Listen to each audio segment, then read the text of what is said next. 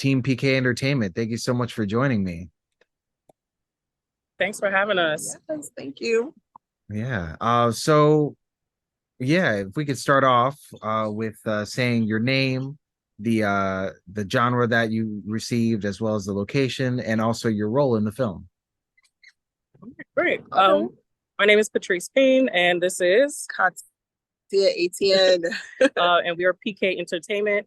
We actually got the genre of mockumentary, which was actually really fun to execute. And we had to shoot at Bedford Park Boulevard. Yes.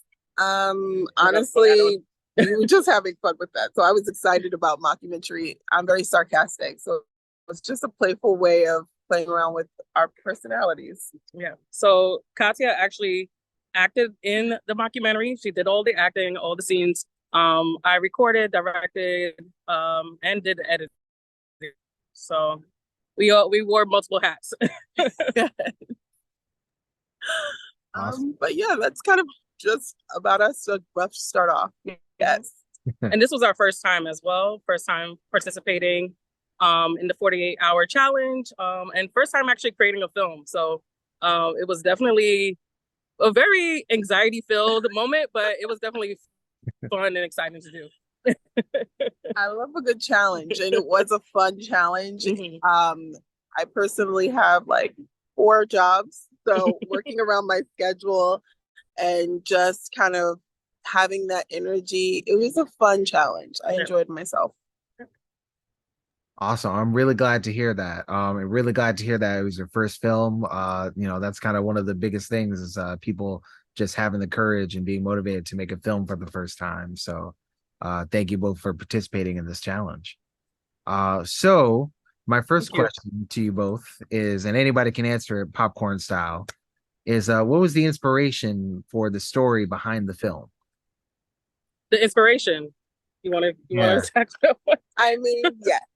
So essentially, I received a whole bunch of photos from my family, and I was going through them right in front of her, and they were kind of displayed out. We had a lot of ideas, and we both kind of like satirical mockumentaries, like Trial and Error, and of course Parks and Rec, and so we kind of had an idea, but we were sitting there, we're like, what if it's about a relative? What if we did this? What if we did that? And it just came apart of us just kind of bouncing ideas off of each other. Right.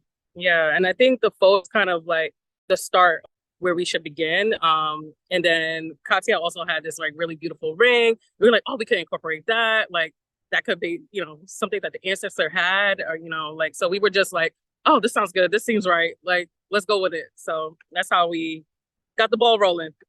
Yes. Very cool. Awesome. Yeah, because there's only so many mockumentaries that have been made that I feel like are successful, like really successful, like The Office, right. Spinal Tap, and some movies like that. And I feel like you guys really took the challenge in stride. So with the genre and the location that you received, were there any difficulties or any extra challenges that came with inquiring and putting those two elements into the film? Fun and funny to be in the Bronx in midday recording. A lot of onlookers.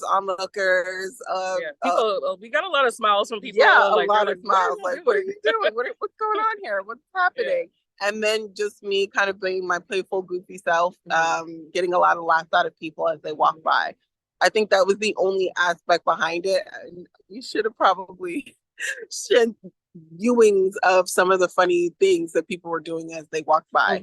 Maybe next time. But yes. Yeah, we thought the location actually fit really well because it was actually pretty close to where we live. So it was like maybe like 3 stops up. And we were like, oh, okay, we're pretty familiar with the area, pretty familiar with the buildings and the surroundings. So it worked out really well.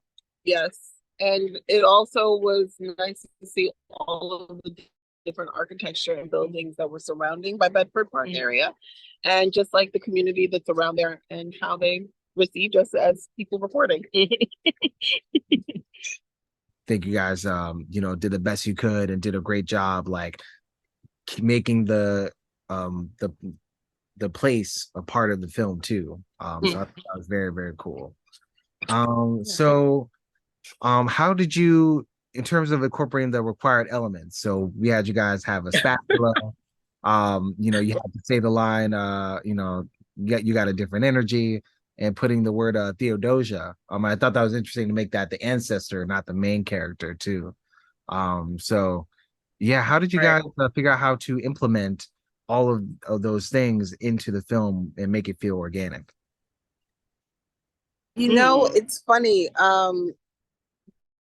Patrice, your mother's middle name is Eudora. Right. And I always actually liked that interplay. So I was like, what if we took mother's name and another relative and combined it so we can use that character as the ancestor and I can be a combination of two women if we wanted to expand on it and make a two-part series about the other ancestor as well. So in that, that was just an easy kind of flux so that we can incorporate it and say her name and talk about the character and build the character that way.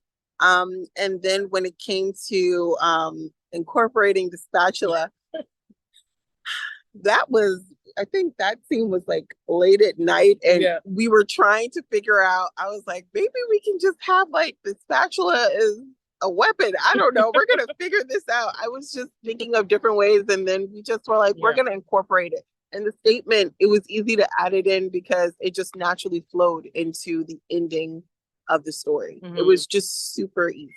Yeah. And it also kind of tied in like the backstory we were giving Theodosia. Like we were thinking, okay, like she was this really powerful woman. She was a suffragette.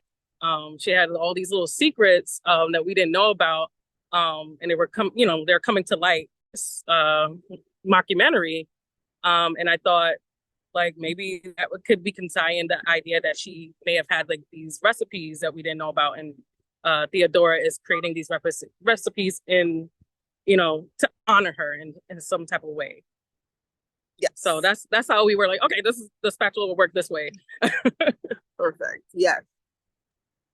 That's awesome. And yeah, I thought you guys did a great job with the required elements. So thank you for really following through with those. So my last question to you both is what is some advice that you would give to any aspiring filmmakers or filmmaking teams who may want to enter this challenge in future years, whether they made a film for the first time or have made a bunch of films? What would you tell them now that you've done this challenge and have this perspective? Don't give up. Don't give up. There were many moments where it was like, this is not making much sense. I don't know if we're going to make it. And I'm like, let's just keep going. We've already started it. We have to finish it. Yeah. And there are many moments where it was overwhelming, but it was also so much fun to be random and to just enjoy the experience. That's it. Keep going. Don't give up. Have fun and laugh at yourself if it doesn't work out the way you wanted. Move with the changes. Yeah. That's it.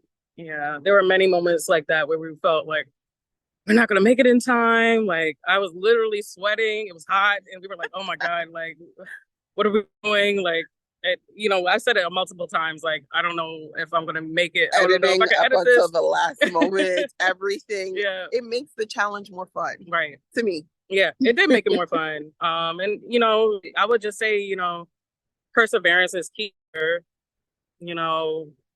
Keeping those goals in mind, was what kind of pulled us through. So I think making sure that we're just persistent on what we want to achieve, I think that will also kind of like make it more bearable to complete the project. Yeah. Yes. Awesome. And that's very inspiring to hear. Thank you both so much. And yeah, really just happy that you guys made it through and you guys made it. So you guys qualified for awards. So, good luck to you both for the judges in terms of them grading your films.